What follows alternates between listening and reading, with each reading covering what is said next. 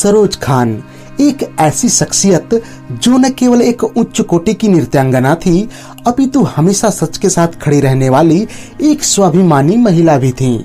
हमें बड़े दुख के साथ यह कहना पड़ रहा है कि अब ये हमारे बीच नहीं रही। आज सुबह ही यह दुखद समाचार मिला है कि हृदयाघात से इनकी मृत्यु हो गई। खैर, भगवान को जो मंजूर है वो तो होकर ही रहेगा, पर सरोज खान हमेशा अपनी लाजवाब कोरियोग्राफी और अपने निडर अंदाज के लिए जानी जाएंगी। मदर ऑफ डांस के नाम से मशहूर इस महान नृत्यांगना का जन्म 22 नवंबर 1948 को बॉम्बे में हुआ था। इनके बचपन का नाम था निर्मला नागपाल। अपने बचपन के ही दिनों से इन्हें फिल्मों में खूब रुचि थी। केवल 3 वर्ष की छोटी सी उम्र में इन्होंने फिल्मों में काम करना शुरू कर दिया था। और यहाँ दिलचस्प बात यह है कि इनका झुकाव डांस की तरफ बचपन से ही हो गया था। ये बचपन में अक्सर खुद की छाया को देखकर नाचा करती थी। यह देखकर इनके माताजी को लगा कि इन्हें कोई गंभीर बीमारी हो गई है, अतः वो इन्हें डॉक्टर के पास ले गईं। मेडिकल जांच के बाद डॉक्टर ने बताया कि इन्हें कोई भी बीमारी नहीं है, ये तो बस नाचना चाहती हैं, आप इसे नाचने दो। इस तरह से सरोज खान की डांसिंग शुरू हो गई। उन दिनों इनके परिवार की आर्थिक स्थिति अत्यंत ही दयनीय थी, क्योंकि सन 1947 के भारत विभाजन के बाद अपना जमा जमाया व्यवसाय छोड़कर इनके परिवार को पाकिस्तान से भारत आना पड़ा था। अपने परिवार को आर्थिक रूप से सबल बनाने के लिए इन्होंने बतौर बैकग्राउंड डांसर सन 1958 की फिल्म हावड़ा ब्रिज में काम किया। इस वक्त इनकी उम्र महज 10.5 साल थी। फिल्म हावड़ा ब्रिज का मशहूर गीत आइए मेहरबां सरोज खान के जीवन का वो पहला गीत था जिससे इन्होंने बतौर बैकग्राउंड डांसर मशहूर अभिनेत्री मधुबाला जी के साथ डांस किया था। इसी फिल्म के दौरान दक्षिण भारतीय नृत्य निर्देशक बी सोहनलाल की नजर इन पर पड़ी और इन्हें बैकग्राउंड डांसर से निकालकर अपना असिस्टेंट बना लिया और यहीं से शुरू हुई इनके कोरियोग्राफर की जिंदगी। बी सोहनलाल इन पर डांस कंपोज करते और ये फिल्म के कलाकारों को वही डांस सिखाती।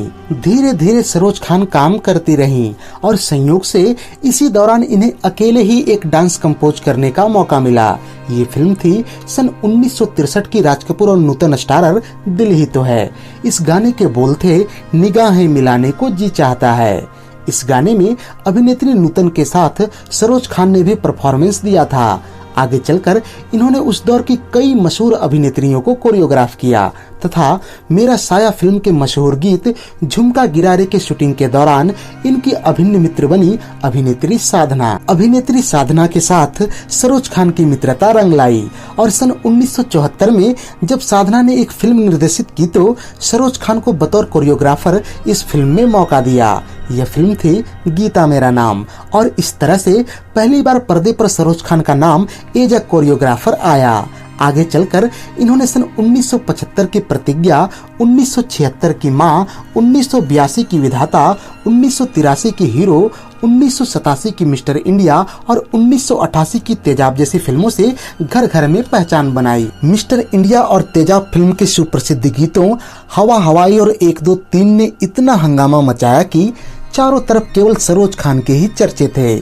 आगे चलकर इन्होंने सन 1989 की चांदनी, 1992 की बेटा, 1993 की डर और बाजीगर, 1994 की मोहरा, 1995 की DDLJ, 1999 की ताल, 2002 की वीर जारा, 2009 की दिल्ली 6 और 2019 की कलंक आदि फिल्मों में हर छोटे बड़े फिल्म स्टार को अपने उंगलियों पर नचाया। एज ए कोरियोग्राफर इन्होंने नूतन, साधना और हेमा मालिनी से लेकर श्रीदेवी, माधुरी दीक्षित और ऐश्वर्या राय को भी नचाया।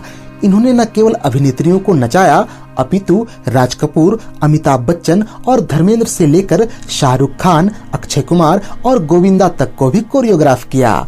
अपने अविस्मरणीय नृत्य निर्देशन से इन्हें कई राष्ट्रीय और अंतर्राष्ट्रीय पुरस्कार भी मिल चुके हैं। सरोज खान एकमात्र ऐसी कोरियोग्राफर हैं जिन्हें 3 नेशनल अवार्ड और 8 फिल्म फेयर अवार्ड हासिल हुए हैं। इनमें से 3 फिल्म फेयर अवार्ड्स तो इन्होंने लगातार जीते थे।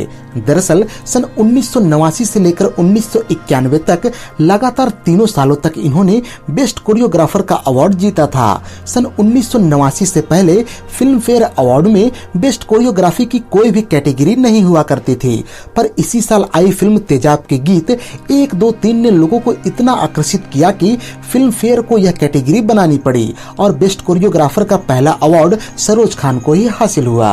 बात करें इनके निजी जीवन की तो महज 13 वर्ष की छोटी सी उम्र में इन्होंने 41 वर्षीय शख्स से विवाह किया। यह शख्स कोई और नहीं बल्कि बी सोहनलाल ही थे, जिन्होंने सरोज खान को अपना असिस्टेंट बनाया था। उन दिनों बी सोहनलाल शादीशुदा थे और 4 बच्चों के पिता भी थे, पर इन सभी बातों को नजरअंदाज करते हुए सरोज खान ने इनसे विवाह किया। विवाह से पूर्व इन्होंने अपना धर्म बदलकर इस्लाम स्वीकार कर लिया, जिसके लिए इन्होंने अपना नाम निर्मला से बदलकर सरोज खान कर लिया था। यह कोई 1961 के आसपास की बात थी। महज 14 वर्ष की उम्र में इन्हें पहली संतान हुई। नाम रखा गया हामिद खान, जो कि आगे चलकर मशहूर कोरियोग्राफर राजू खान के नाम से प्रसिद्ध हुए। सन 1965 में सरोज खान और बी सोहनलाल अलग हो गए, पर सरोज खान इनकी असिस्टेंट बनी रहीं। अगले कुछ वर्षों के अलगाव के बाद ये दोनों एक बार फिर से तब मिले जब बी सोहनलाल को दिल का दौरा पड़ा।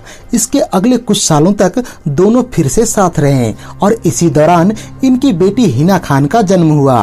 पर धीरे धीरे बी सोहनलाल का इनके प्रति मोहभंग होता चला गया और अंत में ये मद्रास अपनी पहली बीवी के पास लौट गए।